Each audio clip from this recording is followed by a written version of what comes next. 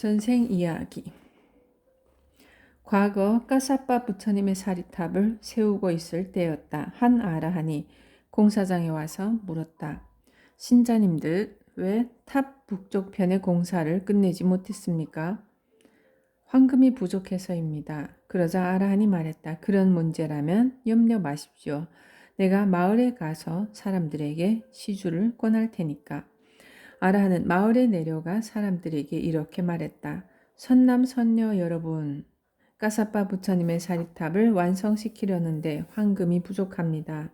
모두들 황금이 있으면 헌납해 주십시오. 아라한은 그 다음으로 사리탑을 조성하고 있는 금세공사에게 찾아갔다. 이때 금세공사는 자기 아내와 다투고 있었는데 아라한이 그에게 아직 까사빠 부처님의 사리탑 북쪽편 공사가 황금의 부족으로 끝나지 못하고 있어. 이것은 당신도 알고 있어야 할 거요. 하고 말하자 아내와 다투어 잔뜩 화가 나 있던 세공사는 말했다. 당신 내에 그 부처님인가 뭔가 하는 건물 속에나 던져버리시오. 그러자 그의 아내가 깜짝 놀라서 남편을 나무랐다. 여보, 당신은 지금 큰 죄를 지었소. 나 때문에 화가 났다면 나를 때리든지 꾸짖든지 할 것이지. 왜 엉뚱하게 부처님과 아라한에게 화풀이를 한단 말이에요? 그 말을 듣고 금세공사는 금방 자책감으로 얼굴이 벌개졌다.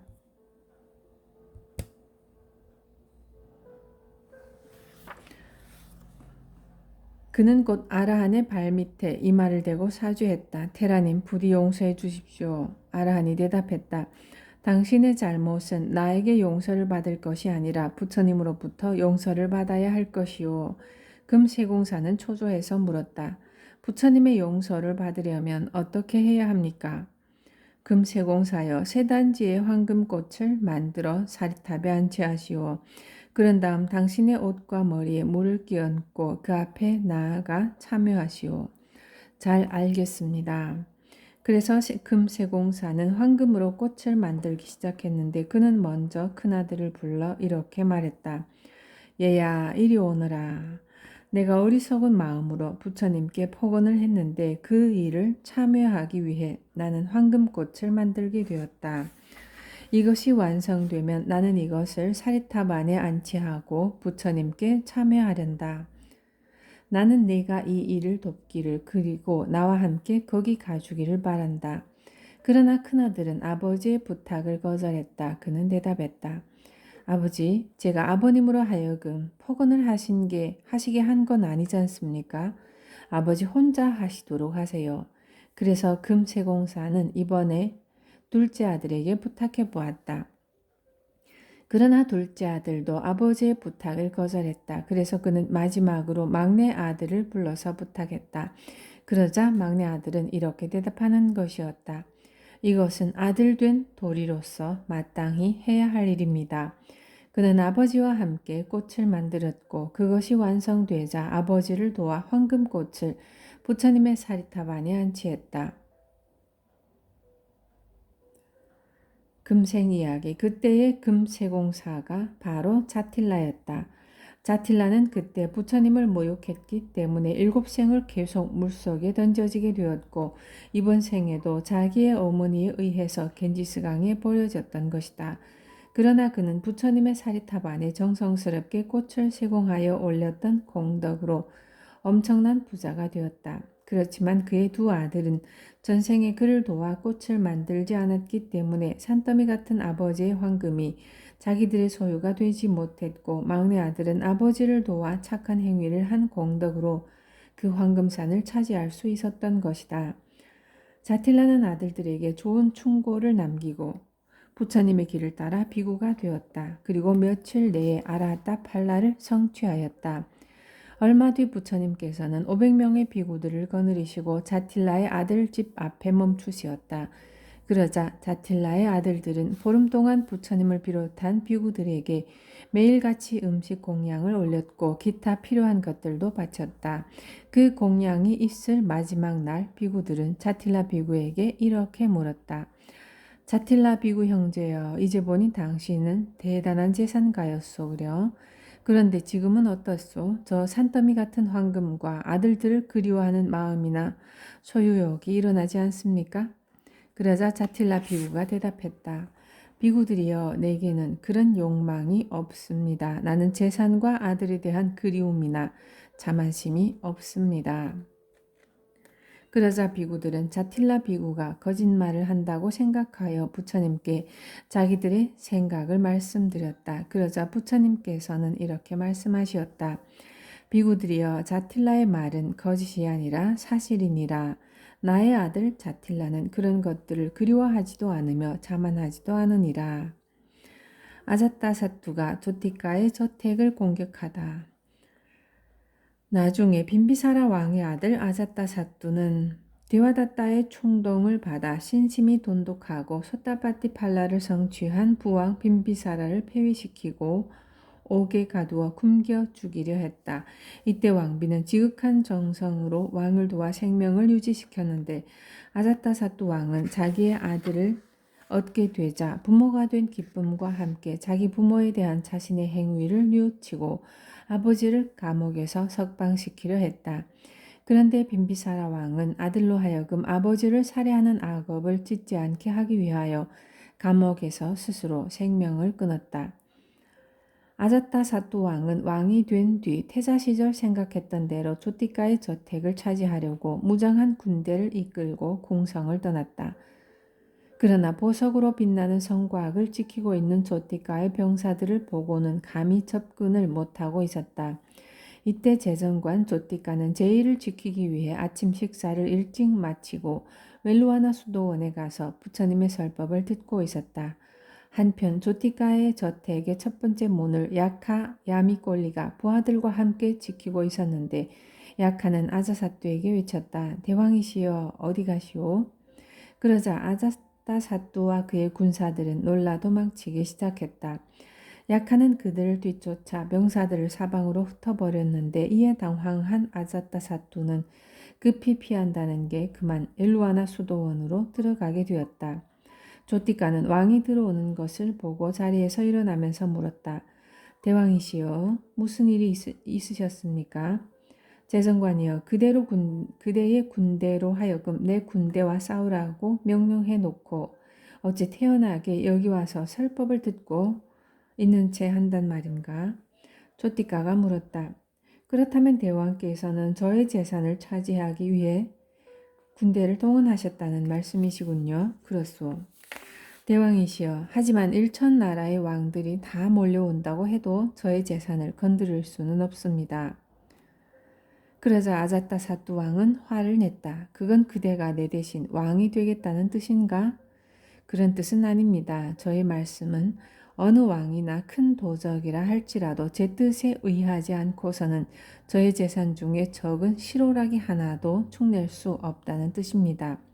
그런가? 그렇다면 나는 그대의 뜻에 따라 그대의 저택을 가지겠노라. 좋습니다. 정 그러시다면 이렇게 한번 해보시죠. 대왕이시여, 제 10손가락에는 지금 20개의 반지가 끼워져 있습니다. 저는 이것을 대왕께 드리지 않을 생각인데 한번 대왕께서 빼보시죠. 그래서 왕은 있는 힘을 다해서 반지를 당기며 몸을 무려 40자나 80자나 솟구쳤다.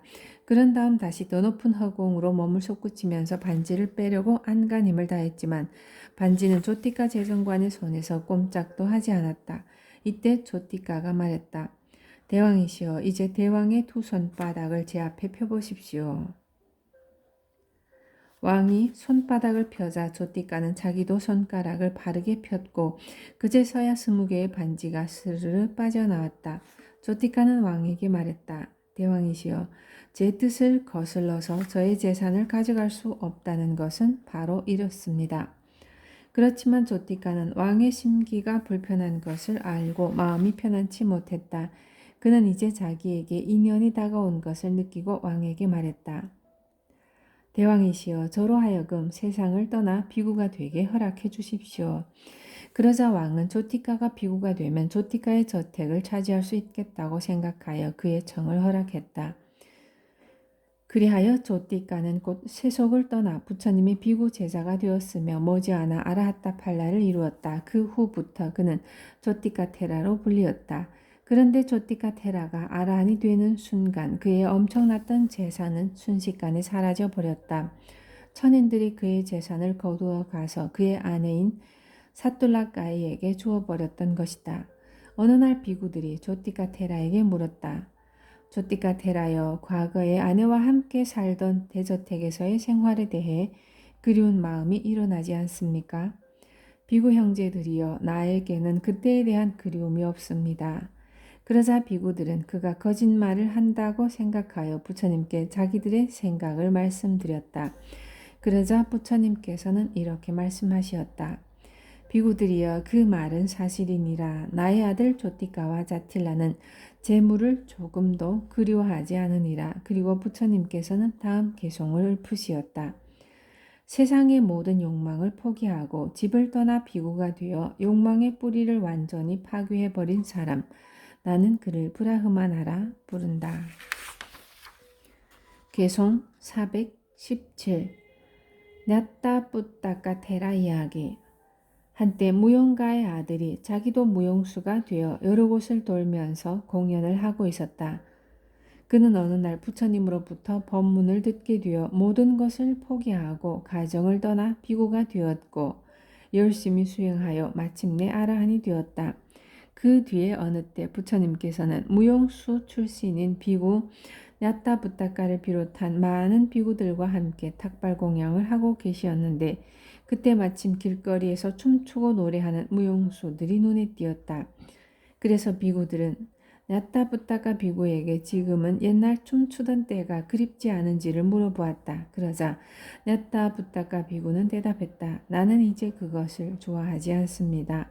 그러자 비구들은 부처님께 사료했다. 부처님이시여, 냐따부따까 비구는 진실을 말하고 있지 않습니다. 그는 간접적인 어법으로 자기가 아라한이 되었다고 말하고 있습니다. 그러자 부처님께서는 말씀하셨다. 비구들이여, 냐따부따가는 모든 집착과 욕망을 초월하였느니라. 그는 진실을 말한 것이니 그는 아라한이 된 것이니라. 그리고 부처님께서는 다음 개성을 읊으시었다. 인간계의 얽매임도 버리고 천상계의 얽매임도 벗어나 모든 얽매임에서 완전히 벗어난 사람, 나는 그를 브라흐마나라 부른다. 개송 418 냐따부따까 테라 이야기. 부처님께서는 이렇게 말씀하시었다. 비구들이여, 냐따부따까는 물질의 소유에서 오는 즐거움을 포기한 사람이며 그는 진실을 말한 것이니라. 그리고 부처님께서는 다음 개송을 읊으시었다. 그는 좋아함과 싫어함을 떠나 모든 번뇌를 다스려 고요해졌고 이 세상을 정복하여 용맹스럽나니 나는 그를 브라흐마나라 부른다. 개송 419, 420 완기사 테라 이야기. 라자가하에 사는 완기사라는 사람은 이상한 능력의 소유자였다.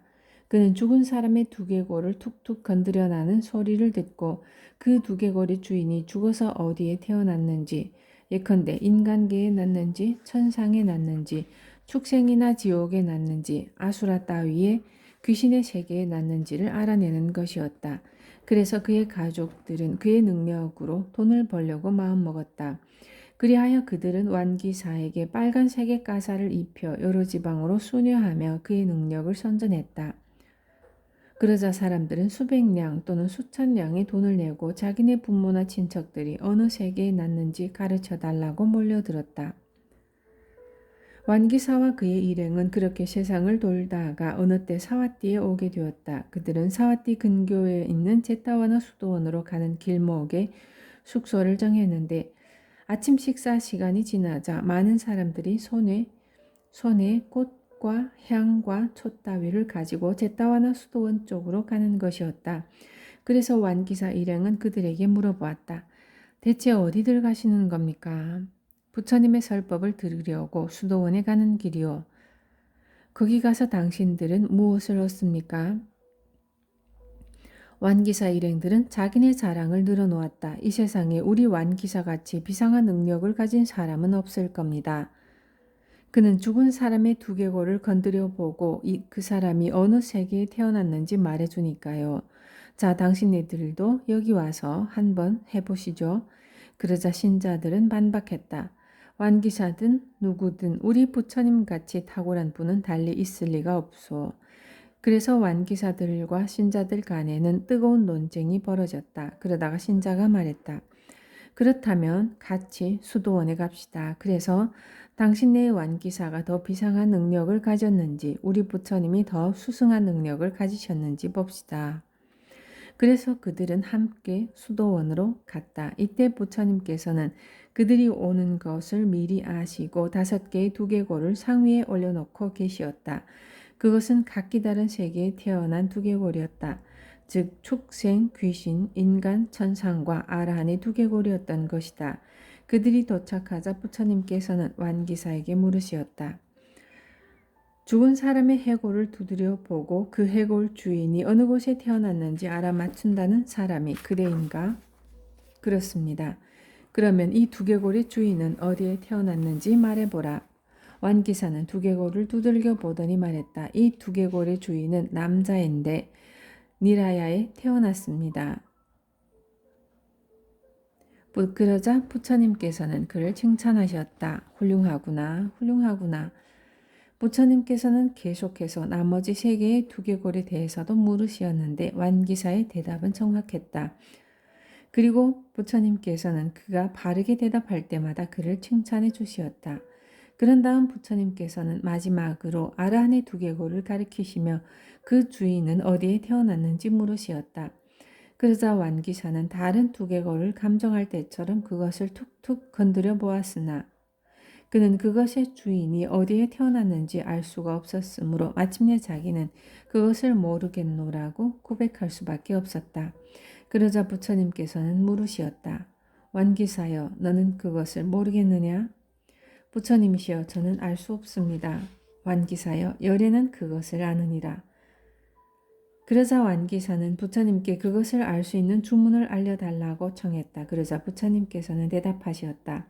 열애는 비구가 아닌 사람에게 그것을 가르쳐 줄 수 없노라.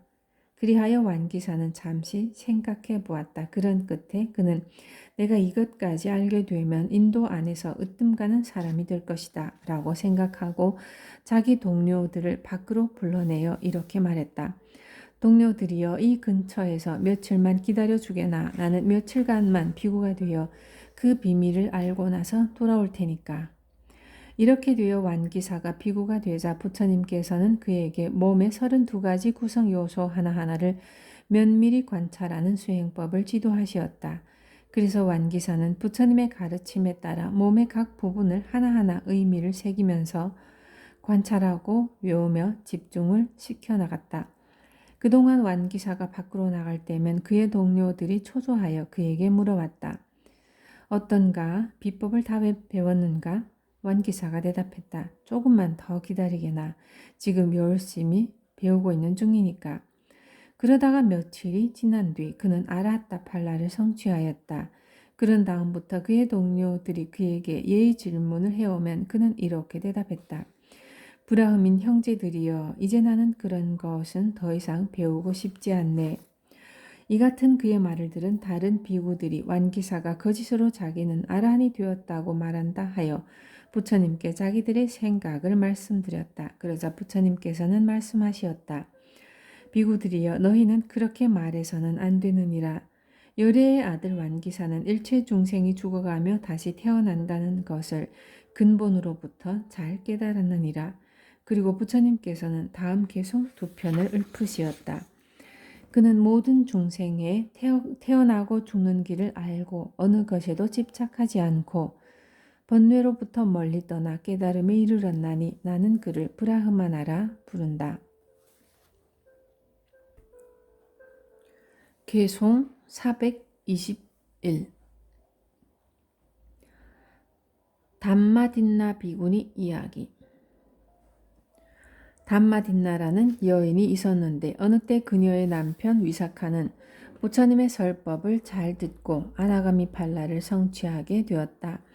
그리하여 세속적 욕망을 여인 그는 이제 내 재산은 모두 아내에게 물려주리라 생각하였다. 그는 이제 세상의 가치를 중히 여기지 않게 되었고 일체를 기울어짐 없이 평등하게 대하기 시작했다. 그러자 담마딘나도 남편이 변한 것을 느꼈다. 전 같으면 남편이 밖에서 집으로 돌아올 때 담마딘나는 창문 곁에 서서 남편을 마중했고 그때마다 위삭하는 애정어린 눈으로 아내를 바라보며 미소를 보내어 아내를 기쁘고 흐뭇하게 해주곤 했다.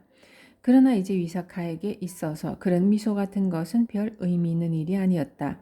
그래서 그는 집에 돌아와도 아내에게 미소를 보내지도 않았고 별다른 관심도 보이지 않았다. 그러자 아내는 혼자 이게 어찌 된 일인가 하고 생각하다가 식사 시간에 물어보리라고 마음먹고 평상시처럼 저녁 준비를 해서 남편에게 갖다 주었다. 그런데 전 같으면 남편은 자기에게 여보 이리 와서 함께 저녁을 먹읍시다 하고 다정하게 말했을 것인데 이제는 아무 말도 없이 조용하고 정숙하게 혼자서만 식사를 하기 시작하는 것이었다. 그래서 아내는 남편이 자기에게 단단히 화가 난 것이라고 판단했다.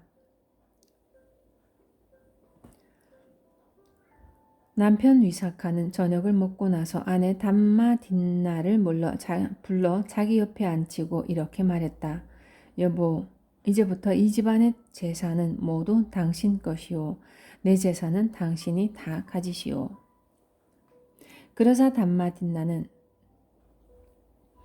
남편이 자기에게 화가 났다면 이렇게 재산을 주지는 않을 것인데 참 이상하다고 생각해서 남편에게 물어보았다. 그러면 당신은 이제부터 어찌할 셈인가요? 나는 오늘부터는 이 세상 일에 일체 관여하지 않겠소. 그게 무슨 말씀이시죠? 나는 이제 물질에 대한 애착을 버렸다는 말이오. 그러자 현명한 아내는 즉각 대답했다. 낭군이시여, 그렇다면 당신께서는 저보고 당신이 뱉은 침을 가지라는 말씀이십니까? 저 또한 물질에 대한 모든 애착을 버리고 가정을 떠나 비구니가 되고 싶습니다. 그거 아주 훌륭한 생각이오. 그래서 그는 아내를 데리고 수도원에 들어가 많은 비구니들에게 충분한 공양을 올린 뒤 아내를 출가시켜 비구니가 되게 해주었다. 비구니가 된 뒤로도 그녀는 계속해서 담마딘나라고 불리었다. 담마딘나 비구니는 다른 비구니들과 함께 여러 지방을 돌아다니며 여러 해 동안 열심히 수행했다. 그녀는 조용한 지방의 수도원에서 지내면서 좌선 수행을 용맹스럽게 밀고 나갔고 그 결과 오래지 않아서 아라하타 팔라를 이루었다. 아울러 신통력도 얻었고 그 뒤 담마딘나 비구니는 이제 자기와 인연이 있었던 지인들에게 공덕을 지을 기회를 주어야겠다고 생각하여 고향 라자가하로 돌아왔다. 이때 제가 신자 위사카는 과거에 자기 아내였던 담마딘나 비구니가 돌아왔다는 소식을 듣고 수도원으로 그녀를 찾아갔다. 그는 담마딘나 비구니에게 공손하게 인사를 올리고 그녀 옆에 앉아서 이렇게 생각했다. 내가 만일 예전에 나의 아내였던 이 비구니에게 비구니 생활이 만족하는지 어떤지를 직설적으로 묻는다면 그것은 예의 있는 행동이 아닐 것이다. 그러니 나는 그녀에게 짐짓 담마에 대해 물어보아야겠다.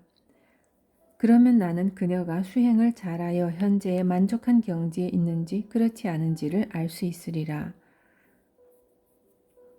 그래서 그는 그녀에게 소타바티 마카와 팔라에 대해서 질문을 던졌다. 그러자 비구니 담마딘나는 막힘없이 대답했다. 그래서 그는 같은 방식으로 사카다미 마카와 팔라에 대해 아나가미 마카와 팔라에 대해 질문했는데 역시 대답은 막힘이 없었다. 그래서 그는 마지막으로 아라하타 마카와 팔라에 대해 물어보았는데 이에 대해 비구니 담마딘나는 이렇게 대답하는 것이었다. 훌륭하십니다. 제가 신자여. 그러나 아라하타의 경지에 관해서만은 부처님께 직접 여쭙는 것이 좋겠소. 그런 대답을 들은 위사카는 과거에 자기 아내였던 담마딘나 비구니에게 인사를 올리고 자리에서 일어나 부처님이 계신 곳으로 갔다.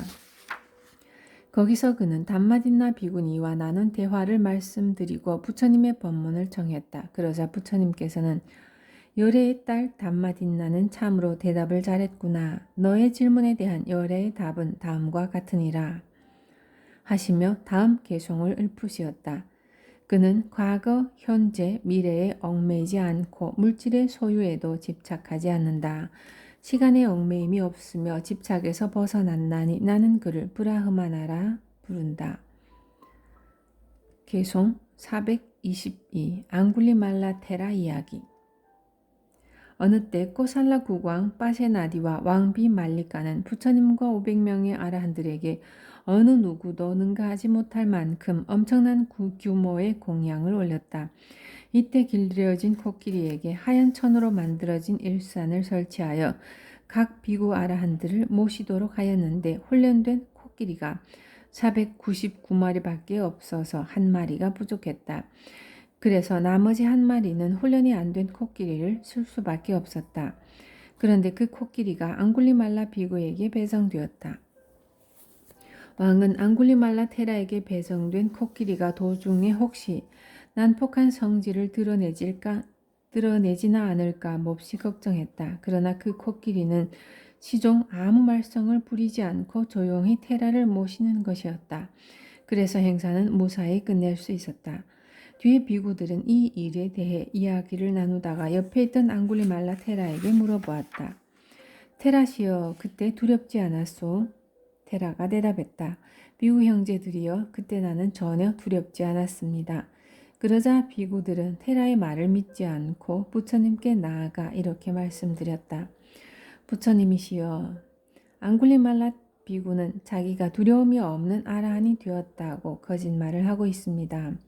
그러자 부처님께서는 이렇게 말씀하시었다. 비구들이여, 앙굴리말라는 사실을 말한 것이니라. 그때 앙굴리말라 비구는 두려움이 없었느니라.